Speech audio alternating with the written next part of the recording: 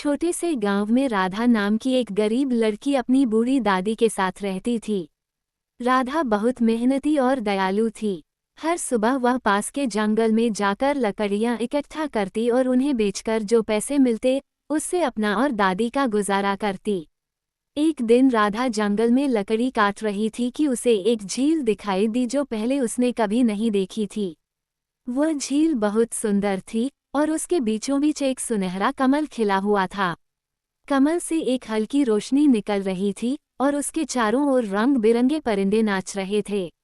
राधा मंत्रमुग्ध हो गई। जैसे ही उसने उस कमल को छूने के लिए हाथ बढ़ाया, एक तेज प्रकाश हुआ और झील के पानी से एक जलपरी प्रकट हुई। जलपरी बोली, राधा, तुम एक सच्चे दिल वाली लड़की हो। ये कमल साधारण नहीं बल्कि जादुई कमल है। ये सिर्फ उसी को दिखता है जो सच्चे दिल से नेक काम करता है।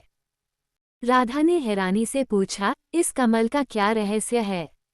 जलपरी ने मुस्कराते हुए बताया, ये कमल तुम्हें 3 इच्छाएं पूरी करने की शक्ति देगा, लेकिन याद रखना हर इच्छा का असर तुम्हारे दिल की सच्चाई और दूसरों के लिए तुम्हारी भावना पर निर्भर करेगा।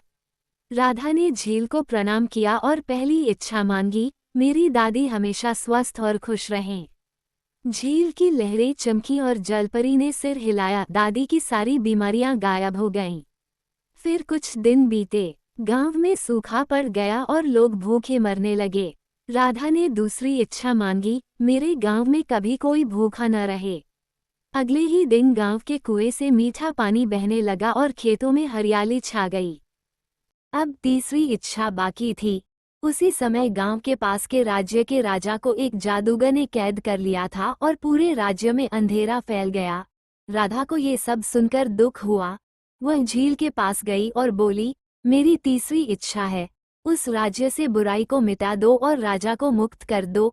कमल से तेज प्रकाश निकला और राधा खुद को एक जादुई भूमि में पाई। वहां उसने साहस से जादूगर का सामना किया।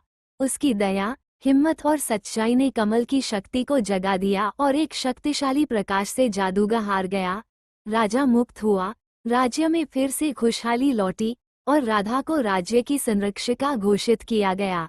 लेकिन राधा ने महल में रहने से मना कर दिया और अपने गांव लौट आई।